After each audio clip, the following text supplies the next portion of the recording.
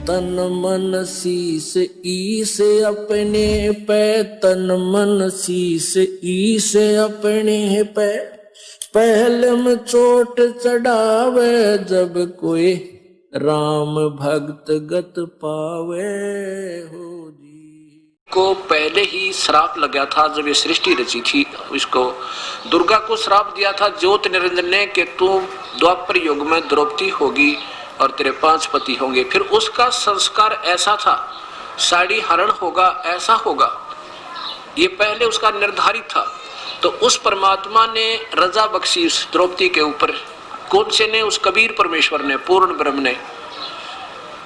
एक बार द्रौपदी जब शादी नहीं हुई थी, कंवारी थी वो लड़की, अपने पिता द्रौपद के घर पे स्नान करने के लिए गंगा में जाया करती थी। गंगा के किनारे उनके पिता ने एक बहुत सुंदर घाट बना रखा था महिलाओं के स्नान करने के लिए। उसमें निर्देश दिया हुआ था कि यहाँ आसपास 1 किलोमीटर तक कोई भी पुरुष इस क्षेत्र में नहीं जाएगा तो उसको सजा दी जाएगी। उसमें क्या किया उस परमेश्वर ने? रहम किया उस अपनी प्यारी आत्मा, क्योंकि हम सभी उस कबीर परमेश्वर के बच्चे हैं। उस कबीर परमेश्वर ने क्या रजा बख्शी? एक अंधे का रूप बना के वो परमात्मा, और वहां उस घाट से ज्यादा 100 फुट की 150 फुट की दूरी पे, और घाट से पानी जिधर जा रहा था डाउन स्ट्रीम में, और वहां स्नान कर रही है। केवल एक लंगोट शरीर के ऊपर है, बाहर कोई कपड़ा नहीं है, और स्नान कर रहे हैं। इतने में सुबह सुबह द्रौपदी स्नान करने के लिए हजारों सहेलियों को साथ लेकर आ जाती है। इन बच्चों को बंद करो भाई।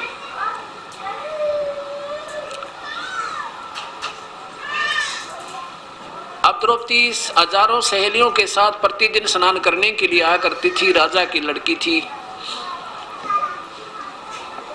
उस दिन भी द्रौपदी अपनी सहेलियों के साथ स्नान करने जब आई, लड़की ने देखा कि ये महात्मा, ये संत स्नान कर रहा है और यहाँ तो किसी पुरुष का आना का अलाउड नहीं है। तो उसने देखा चलो अब तो महापुरुष को स्नान कर लेने दो, और संत भगत को संत यानी भगत को भगत मिल जा, साधु मिल जाए। इतनी प्रसन्नता होती है कि इनके साथ ईश्वर की चर्चा करेंगे, क्योंकि द्रौपदी भी खुद ईश्वर भक्त थी, आस्था थी, पिछली पुण्य आत्मा है, ये दुर्गा का अवतार थी। स्नान कर लिया कि स्नान करके बाद में बात करेंगे, तब तक महात्मा भी ना लेगा, स्नान कर लेंगे। अब घंटा सारा लगा, लड़कियों ने उछल कूद करके नहा धोई करी, स्नान कर रही हैं। तो उधर उस महापुरुष ने, अंधे ने सोचा भाई ये तो गलत आ गया, तू या तो गलत आ गया, और ये तो लड़कियों का कोई नहाने का घाट है और मुझे दिखाई नहीं दिया। ऐसा सोच के मन ही मन पश्चाताप करें। और फिर क्या होता है, स्नान करते करते उनका जो एक का लंगोट था, एक का कपड़ा था, पर्दे पे बांध रखा था, और वो बोधा हो गया था, काफी दिन से कमजोर हो गया था। नहाते समय वो हाथ से लगने से टूट गया, और वो निवस्त्र हो गए, और शर्म के मारे ऐसे छाती पानी में, सीने तक पानी में चले गई, और परमात्मा से याचना करते हैं वो अंधे महात्मा कि हे परमेश्वर, आज मेरी इज्जत रखो मेरे मालिक, आज मुझे पता नहीं था, मैं अंधा था, इस करके इधर आ गया हूँ। अब यहाँ समझो कि परमात्मा कबीर परमेश्वर 100 रजा बख्श देता है, ना जाने के कारण कर दे, स्वयं भी आ जावे और अपने किसी हंस को प्रेरणा करके और वहां पहुंचा देता कि इस प्यारी आत्मा का पहले ही ऐसा कोई कर्म करवा दूं जिससे इसके आने वाले संकट टल जावे। तो वो महात्मा सोच रहा है कि तू तो गलत आ गया, ऐसे जैसे आम, क्योंकि परमात्मा जब आते हैं वो आम जीव जैसी लीला करते हैं, कोई ये भेद नहीं कर सकता ये भगवान है। तो क्या होता है, इतने में द्रौपदी ने स्नान भी कर लिया, 1 घंटा हो गया। फिर निकलते ही बाहर कपड़े कुपड़े बदल कर लड़की ने देखा महात्मा चले गए, या क्या बात है, बात करेंगे, भगवान की चर्चा करेंगे। वो देख रही है कि वो तो अंदर ही खड़े हैं और गहरे पानी में चले गए, ऐसे जैसे कोई चीज ढूंढ रहे हैं, ऐसे नहा नहीं रहे, ऐसे हाथ मार रहे हैं। वो सोच रहे थे कोई कपड़ा बह कर आ जाए, टूटा फूटा पुराना, उसने बांध के पर्दे पर बाहर चला जाऊं, नहीं तो बात बिगड़ गई। आसपास लड़कियों का काम है, ये तो भगवान बहुत गलत बात हुई। अब लड़की ने देखा द्रौपदी ने कि ये नहा नहीं रहे, ये तो कुछ ढूंढ रहे। फिर आपने देखा जानते हैं, द्रौपदी ने देखा कि तो नींव वस्त्र है इनके पास, पटड़ी पर भी कोई कपड़ा नहीं है। दया आई द्रौपदी ने, बेचारा वृद्ध महात्मा अंधा है, ये तो अंधा नजर आ रहा है और ये सारा दिन पानी में खड़ा रहेगा क्योंकि शर्म के मारे बाहर नहीं आएगा और रात्रि में निकलेगा और इसके पास कोई कपड़ा नहीं। परमात्मा ये तो बहुत दुखी है। लड़की ने आव देखा ना ताव देखा, अपनी वह सुंदर साड़ी, एक राजा की लड़की कितनी सुंदर साड़ी बांधती है, एक आम गरीब व्यक्ति भी अपने बच्चों को अच्छे कपड़े पहनाता, उसमें से अपनी साड़ी जो बिल्कुल बहुत कीमती थी उसमें से एक बिलात का कपड़ा यानी एक लंगोट टाइप 1 फुट का फाड़ के और उस पानी में बहा दिया कि महात्मा का हाथ लग जाएगा। लेकिन उनको दिखाई नहीं दे रहा था, वो 7 से निकल गए। ऐसे 7 8 अब दो देख लो 1.5 फुट है, 1 फुट पाड़ा तो ऐसे ऐसे मान ले 7 8 7 फुट पाड़ के और टुकड़े कर करके साड़ी डाल दी। तकरीबन साड़ी खत्म हो जाती है 8-9 फुट के बाद में लगभग। अब फिर भी उनके हाथ नहीं लगी।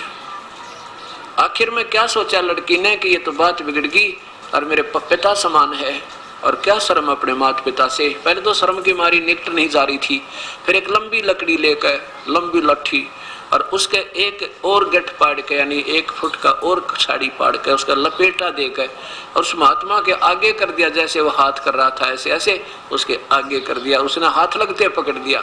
ये परमात्मा बड़ी दया करी आपने, यह कपड़ा बेच दिया।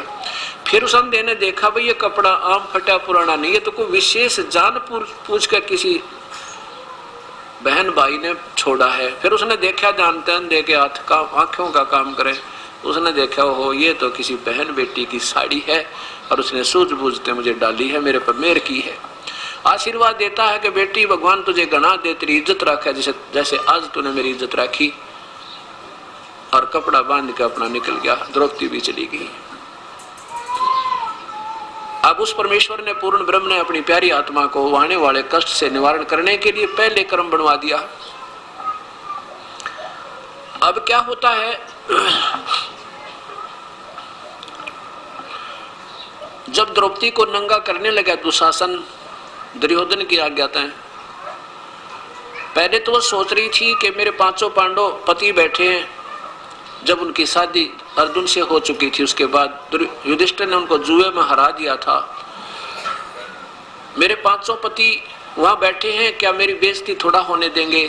जब वहां जाकर देखा द्रौपदी ने कौन कौन बैठे थे, भीष्म पितामह, द्रोणाचार्य, कर्ण जैसे योद्धा तीनों बैठे और साथ में सैकड़ों 101 कौरव बैठे, 5 पांडव नीची गर्दन किए बैठे, क्योंकि वो युद्ध में उसमें जुए में हार चुके थे द्रौपदी को और सारे राज्य को।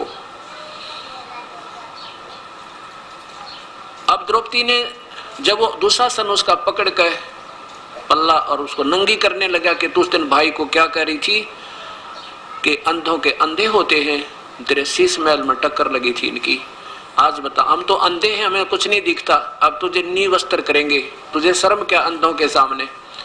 इस तरह टोंट कस के, इस तरह व्यंग करते हुए और दुशासन ने जब द्रौपदी का वो पकड़ कर चीर उतारना प्रारंभ किया, तब द्रौपदी ने पहले तो भीष्म पितामह, द्रोणाचार्य और कर्ण से प्रार्थना की, लेकिन उन्हें कुछ नहीं कहा, कुछ नहीं बोला। नहीं तो इसे योद्धा अगर एक में खड़े होकर कह दे खबरदार ने कब मैं लड़की का हाथ लगाया था, तो हिम्मत नहीं कौरों की। द्रोणाचार्य भी अगर कह दे या कर्ण भी कह दे, एक बार खड़ा हो गया, भीष्म पितामह कह दे, इन कौरों की हिम्मत नहीं थी हाथ लगा दे, वो इतने योद्धा थे, उनको मालूम था। लेकिन उस दुर्योधन का मलिन अन्न खाकर उनकी आत्मा दुष्ट हो गई थी। लड़की को नंगा कर रहे हैं, सामने बैठे इतने बुजुर्ग आदमी या तो उठ कर चले जाते, ना मानते थे, ये भी तो उनकी धार्मिकता थी, अगर वो इंसान होते थे। और वहीं बैठे हैं फिर बोल नहीं रहे। तब युद्ध विदुर खड़ा हुआ। विदुर ने क्या कहा कि नकम्यों क्या कर रहे हो तुम, कुछ तो सोच लो, दुनिया में तुम्हारी बेइज्जती होगी। कहेंगे अपनी इज्जत अपने हाथों उतार दी। उन कौरव और पांडव को दो नहीं भाई, तुम एक चाचे ताऊ की संतान हो, तुम्हारी इज्जत और इनकी इज्जत में कोई अंतर नहीं है। क्या बताए कि विदुर कहे ये बंधु थारा, एक कुल एक परिवारा। अब दुशासन ने उसके मुंह पर थप्पड़ मारा अपने चाचा के। दुशासन ने कहा कि तू तो इन पांडवों का चमचा है, इनने की तरफ बोलता हमेशा। विदुर के मुख पर लगा थपेड़ा, तू तो है पांडवों का चेहरा। दुशासन ने कहां तक गलत बात कह दी कि तू तो है बांदी का जाया, तो बांदी से उत्पन्न हुआ था ना, इस करके तू तो हीन है। और उस समय जब ये कहा तू तो है बांदी का जाया, तो भीष्म, द्रोण और कर्ण मुस्काया। है वो हंसने लगे। तीनों वो महापुरुष बैठे थे। निकम्मी आत्माओं ने धमकाना चाहिए था, निकम्मे अपने चाचा पातों ने कैसे उठा लिया, खबरदार ऐसी गलती क्या करते हैं। लेकिन उसके स्थान पर हंसने लगे जब उसने कहा ना तू बांदी से उत्पन्न हुआ है, बांदी का जाया हुआ है। तो तीनों कौन, भीष्म, द्रोण और कर्ण मुस्काया। अब वो विदुर तो छोड़कर सभा को चला गया कि ऐसी निकम्मी सभा में रहना भी पाप लगता है। अब क्या कहते हैं परमात्मा ने कि इसी कारण से ये दोष के भागी हो गए। कौन, भीष्म पितामह, द्रोणाचार्य और कर्ण उसका युद्ध में दुर्गति होकर मरे। ऐसे मौजिज आदमी और सभा में सत वचन नहीं कहते न्याय के समय जो पंचायत में, तो उन जैसी दुष्ट आत्मा नहीं होती, वो घोर पाप के भागी होते। हाँ, अगर कोई नहीं मानता तो सभा छोड़कर चली जानी चाहिए, वह बैठना भी पाप होता है। अब क्या होता है कि अब द्रौपदी ने देखे तो सब बंधे पड़े हैं अपने अपने, कोई तो वचनों में मर्यादा में बंध गया, कोई किसी के इसके धन न खाकर बंध गया, आंख बंद होगी इनकी। तेरे पति भी आज वचनबद्ध हो गए क्योंकि जुए में हार दी तू, ये भी कुछ नहीं बोल रहे। अब जब इंसान अपने अपने जो संसारिक सहारों से जब पूरा हो लेता है कि तेरे ये नहीं कुछ कर सकते, इनसे वापस हट जाता तो परमात्मा को चाहता है। और परमात्मा भी तभी मदद करता है कि तू पहले अपने इन सहयोग देख ले, तेरा कौन है। और जब इस संसारिक सहारों को, संसारिक आश्रय को त्याग के ईश्वर आश्रय जब लेता है प्राणी, फिर वो अपनी छत्र छाया करता है। लेकिन उस समय कैसे करता है? जब तक हम उस परमेश्वर से सीधे नहीं जुड़ेंगे तब तक वही परमात्मा आके केवल उसके किए हुए पिछले संस्कारवश और स्वयं ही वो जिसका उपासक है उसी का रूप बना के और उसी उस ताकि इसकी आस्था बनी रहे भक्ति में। नहीं तो काल तो चाहता है कि इनकी आस्था हट जा और ये नास्तिक हो जा, कभी भक्ति करें को नहीं और इन्हें पता ही ना लगे कौन भगवान है, कौन कैसा है। उसकी तो नीयत ऐसी है। और ये परमात्मा भक्ति हमारी आस्था हमारे हृदय में बनाए रखने के लिए, ताकि कभी ना कभी आस्तिक रह गए तो कभी ना कभी मैं या अपना कोई दास भेज के इनको फिर शरणों में लेकर बेड़ा पार कर दूंगा। उससे पहले द्रौपदी का कर्म बनवाया जिसके बदले में उसकी वह साड़ी बढ़ा सके। अब क्या होता है कि द्रौपदी की साड़ी वो दुशासन खेचने लग गया। और द्रौपदी का गुरु श्री कृष्ण जी, क्योंकि पांडवों के धार्मिक गुरु थे श्री कृष्ण जी। और जब दुख होता है तो हम गुरुदेव को याद करते हैं, चाहे को किसी का उपासक है। और वो परमात्मा जब तक उससे नहीं जुड़ेंगे तब तो केवल कर्माधार में वही लाभ देगा आके। और जब हम उससे सीधे जुड़ जाएंगे तो हमारे पाप कर्मों को काट कर वो नए संस्कार खुद लिख देगा। अब क्या होता है, धर्मराज के दरबार में हमारे पुण्य और पाप दोनों लिखे जाते हैं। अब द्रौपदी का जब दुशासन चीरहरण करने लगे तो क्या हो गया, द्रौपदी ने पुकार की परम पिता किसको, भगवान श्री कृष्ण, क्योंकि उनके गुरुदेव थे। श्री कृष्ण को याद किया। श्री कृष्ण वहां अपने महल में द्वारका में उस रुक्मिणी के साथ पासे खेले महल में शतरंज खेल रहा था। और शतरंज खेलते खेलते जैसे ऐसे करते हैं ना, कोई पौ 12, कोई पक्के 18, कोई कच्चे 11 ऐसे बोलते हैं। जो ही ऐसे पासे डाले और क्या होता है कि जैसे हम कोई जब दुख आता है तो रोते हैं भगवान के लिए, उससे पुकार करते हैं अपनी सुरक्षा और अपने बचाव के लिए। उस समय ये पुकार आत्मा की पुकार उस सच्चे दरबार में जाती है। सच्चे दरबार से वो परमात्मा के दरबार से फिर धर्मराज के दरबार में आती है। और धर्मराज के दरबार में उस आत्मा की वो फाइल खुल जाती है, वो कंप्यूटर में ऑन हो जाता है वो पुण्य वाली फाइल। और धर्मराज देखता है कि इस पुण्य आत्मा का कोई ऐसा पुण्य हो जिसके कारण मैं उसकी मदद करवा दूं। तो द्रौपदी की वह फाइल खुल गई वहां जाते ही उसकी पुकार सुन के। और वहां से फिर उस पुण्य वो देखा कि एक ऐसा पुण्य किया इस लड़की ने, अंधे महात्मा को निस्वार्थ भाव से ऐसा पुण्य किया है और जिसके कारण तो साड़ी क्या ना जाने क्या बढ़ाया जा सकता है। तो वहां से वो उसका रिफ्लेक्शन आया, कहां, वो परमात्मा स्वयं, वहां से रिफ्लेक्शन आया उस कर्म का किसमें? श्री कृष्ण के अंदर। और श्री कृष्ण ऐसे पासे डालता डालता अंदर से जुबान निकल गई अनंत। अब देखो परमात्मा की लीला है ये। अब वहां तो श्री कृष्ण तो पासे खेल रहा है, परमात्मा वो कबीर साहब क्या करते हैं, आप सामने नहीं आते, क्योंकि हम उसको भगवान ने ना मानते, आज तक किसी ने बताया ना परमात्मा। वो क्या करता है कि श्री कृष्ण को शाबाशी दिवा दी, किसकी आस्था बनी रहे लड़की की, भगवान नास्तिक ना हो जा। श्री कृष्ण के अंदर अपनी शक्ति ते बटन दाब दिया, अनंत कहा उसने, अनंत। और कहना था पासे डाल के कच्चे 12 या पक्के 18, और वो कहा अनंत। रुक्मणी हाथ पकड़ कर मुस्कान लगी कि हार गया अब तो, मेरा ना क्या के बोलने लगे, आपने तो क्या बोला बता मुझे, ये अनंत क्यों कहा, इसमें कोई शतरंज का वचन थोड़े ही है। उसमें फिर प्रेरणा कर दी, अंदर से उसको श्री कृष्ण को ज्ञान दिया। उसने देखा अपनी दिव्य दृष्टि से कि दुशासन ने द्रौपदी के साथ बदव्यवहार प्रारंभ कर रखा है, उसकी साड़ी उतारी जा रही है, और अनंत इसलिए कहा है। अब कौन बोल रहा है ये, यही सोचने की बात है। अब ये पीएचडी की बातें आपको कम से कम 2 साल के लगातार सत्संग सुनोगे जब समझ में आओगी। वो परमात्मा, उस पूर्ण परमात्मा का संपर्क इस आत्मा से है, क्योंकि हम उसके अंश हैं, उसका हमारे साथ संपर्क है बिल्कुल सीधा, वो अंश रूप में हमारे साथ रहते हैं, आत्मा से कभी दूर नहीं होते एक पल भी, ऐसा भी उन्होंने व्यवस्था की हुई है। और आत्मा के साथी वही है, अंदर से वो आत्म रूप परमात्मा ही बोल रहा है श्री कृष्ण में। अब क्या कह रहा है कि गरीबदास जी बताते हैं कि क्या बोले, परमात्मा के अंदर वो श्री कृष्ण के अंदर वो शक्ति, यानी जो आत्म रूप में परमेश्वर, आत्मा का आधार एक परमात्मा, वही ईश्वर कबीर परमेश्वर। इस परमेश्वर में इतनी शक्ति है, ये असंख्य रूप बना के और अपनी उन पुण्यात्माओं विशेष कर रहता है जिनमें उनका अंश भक्ति का है। तो क्या बोले अंदर से कि रुक्मणी कर पकड़ा मुस्काई, अनंत कहा मोकू समझाई। ये अनंत किस लिए कहा मुझे बताओ? हाथ पकड़ के श्री कृष्ण का, श्री कृष्ण के अंदर वो आत्म रूप, आत्म